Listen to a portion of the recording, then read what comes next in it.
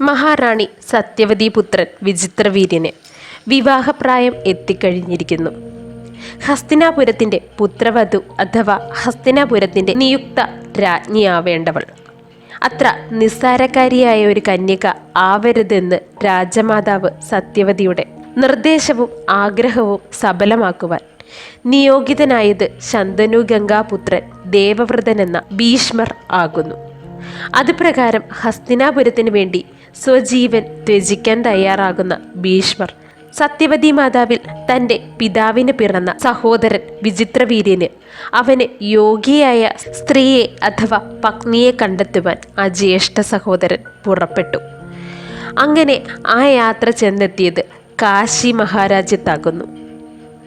തൻ്റെ ജീവിതത്തിൽ ഒരു ശത്രുവിനെ അഥവാ തൻ്റെ മരണം ആഗ്രഹിക്കുന്ന ഒരുവളെ സമ്പാദിച്ചിട്ടാണെങ്കിലും തൻ്റെ സഹോദരൻ വിചിത്രവീര്യന് യോഗ്യകളാകുന്ന വധുക്കളെ ഭീഷ്മർ കണ്ടെത്തി.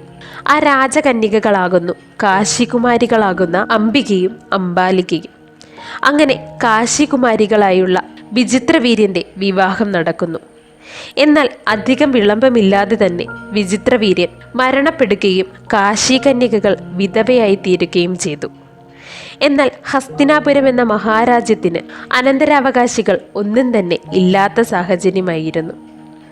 ഹസ്തിനാപുരം ഇല്ലാതായി പോകരുത്, അതിനാൽ തന്നെ അവിടെ ഒരു അനന്തരാവകാശി വേണം എന്ന രാജമാതാവിൻ്റെ ചിന്തയും ആധിയും കൊണ്ടെത്തിച്ചത് സത്യവതി രാജമാതാവിൻ്റെ പുത്രനാകുന്ന വേദവ്യാസന്റെ പക്കലാകുന്നു. അദ്ദേഹത്തിൽ നിന്നും നിയോഗമെന്ന കർമ്മത്തിൽ കൂടി പുത്രോൽപാദനം നടത്തുക അംബികയിലും അംബാലികയിലും. അതിലൂടെ ഹസ്തിനാപുരത്തിൻ്റെ രാജസിംഹാസനം സംരക്ഷിക്കുന്നതിനായി സന്തതികൾ പിറവികൊള്ളുന്നു. അങ്ങനെ വ്യാസന് അംബികയിൽ ധൃതരാഷ്ട്രർ എന്ന അന്ധനായ ഒരു പുത്രൻ പിറവികൊണ്ടു. അംബാലിക എന്ന കാശിരാജ്യത്തിൻ്റെ ഇളയ കന്യകയിൽ പിറന്ന സന്തതിയുടെ നാമമാകുന്നു പാണ്ഡു.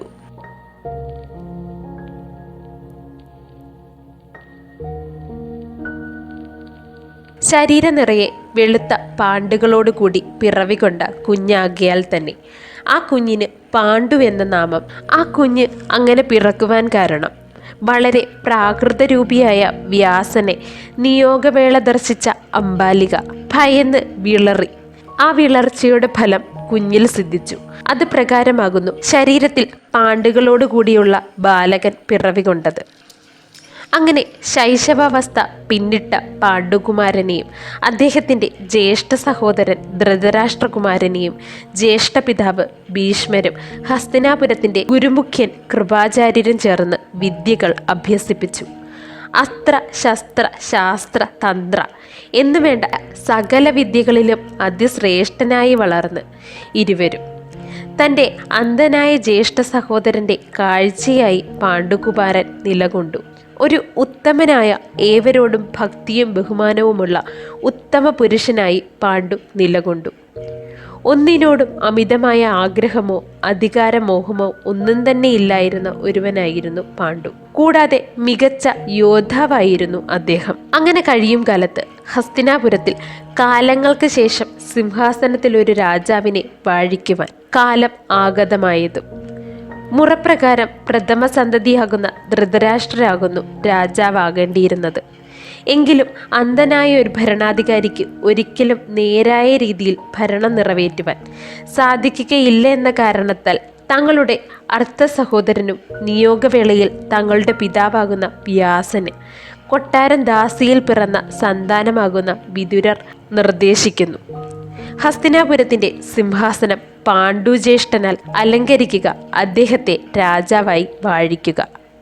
അങ്ങനെ തൻ്റെ ജ്യേഷ്ഠൻ്റെ വെറുപ്പ് സമ്പാദിച്ചുകൊണ്ട് പാണ്ഡു ഹസ്തിനാപുരത്തിൻ്റെ രാജാവാകുന്നു. സിന്ധുരാജ്യം, കാശി, അംഗം, തൃഗർത്ത, കലിംഗം, മഗന്ധ മുതലായ പ്രദേശങ്ങൾ പാണ്ഡു കീഴടക്കി. ശേഷം ഹസ്തിനാപുരി മഹാരാജ്യത്തിൻ്റെ മന്നന് ഉത്തമയായ ഒരു പത്നിയെ കണ്ടെത്തുവാനുള്ള തിരക്കിലായി കഴിഞ്ഞിരുന്നു ഹസ്തിനാപുരത്തിൻ്റെ മാതാക്കളും ഭീഷ്മ ജ്യേഷ്ഠപിതാവും സഹോദരൻ വിതുരരും. ജ്യേഷ്ഠൻ്റെ വിലക്കുകളെ മറികടന്നുകൊണ്ട് അദ്ദേഹം അറിയാതെ അദ്ദേഹത്തിൻ്റെ പത്നിയായ, അതായത് പാണ്ഡുവിൻ്റെ ജ്യേഷ്ഠത്തിയമ്മയായ ഗാന്ധാരികുമാരി ഗാന്ധാരിയും, അങ്ങനെ ഭീഷ്മ ജ്യേഷ്ഠപിതാവിനാൽ കണ്ടെത്തപ്പെട്ട പാണ്ഡുവിൻ്റെ വധു അവൾ സുന്ദരിയായിരുന്നു.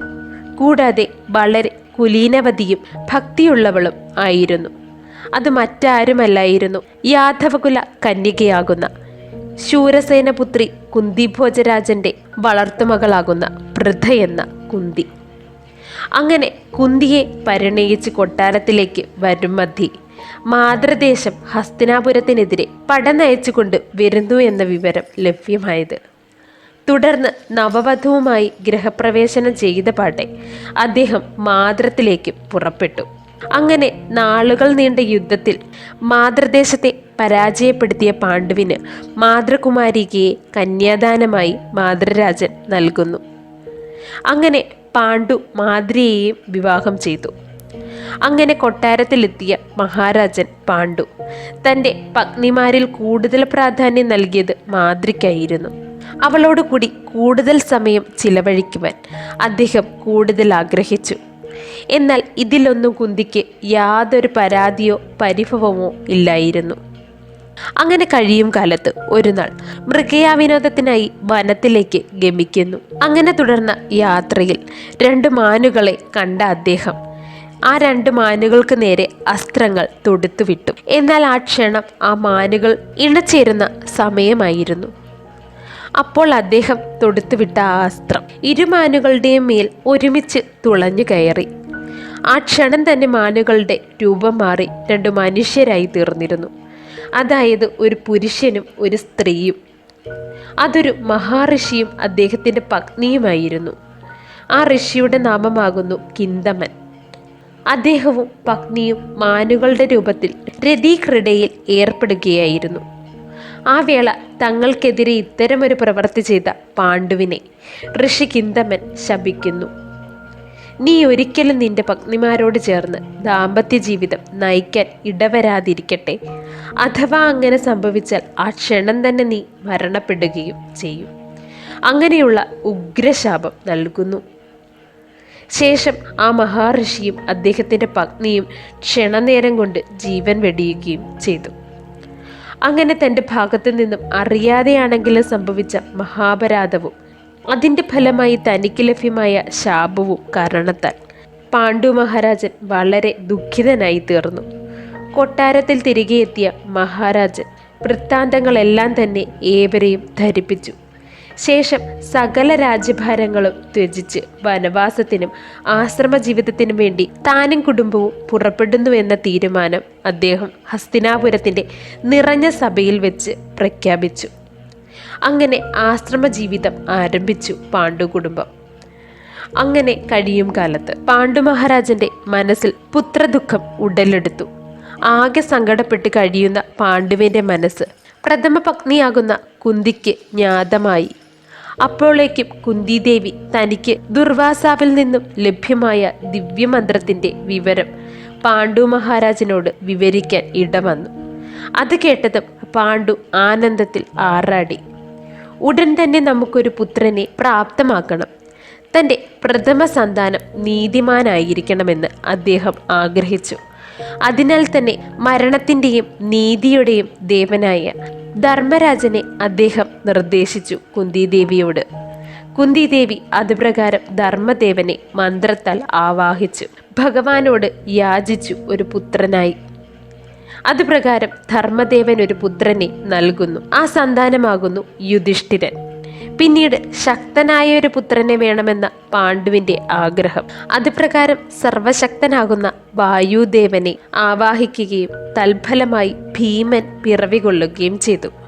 പിന്നീട് തനിക്ക് ധീരനായ ഒരു പുത്രനെ വേണമെന്ന പാണ്ഡുവിൻ്റെ ആഗ്രഹം. അതിൻ്റെ ഫലമായി പാണ്ഡു നിർദ്ദേശിച്ചത് ഇന്ദ്രദേവനെയായിരുന്നു. അതിനാൽ തന്നെ ഇന്ദ്രദേവനെ ആവാഹിച്ചത് മൂലം അർജുനനും പിറന്നു. സന്താനഭാഗ്യം ഇല്ലാതെ വിഷമിക്കുന്ന മാദ്രിയെ കണ്ട കുന്തി അവളുടെ ദുഃഖത്തിൽ പരിഹാരമെന്നോളം ആ ദിവ്യമന്ത്രം അവളെ പഠിപ്പിക്കുകയും തന്മൂലം അശ്വനി ദേവതകളെ ആവാഹിച്ച മാദ്രിക്ക് ദിവ്യ ഔഷധങ്ങൾ വശമുള്ള നകുല സഹദേവന്മാരെ പ്രാപ്തമാകുന്നു. അങ്ങനെ കാലങ്ങൾ കഴിയുന്നു. ഒരു ദുർബല നിമിഷത്തിൽ മാദ്രിയുടെ സൗന്ദര്യത്തിൽ ആകൃഷ്ടനായ പാണ്ഡു തനിക്ക് ലഭ്യമായ ശാപം ഒരു ക്ഷണം കൊണ്ട് മറന്നു. അതേ കാരണത്താൽ തന്നെ ആ ക്ഷണം തന്നെ ഋഷി കിന്തമന്റെ ശാപം ഫലിക്കുന്നു. അങ്ങനെ ആ മഹാപുരുഷൻ തൻ്റെ പത്നികളെയും 5 സന്താനങ്ങളെയും തനിച്ചാക്കി കാലത്തിൻ്റെ യവനികയിലേക്ക് മറയുന്നു.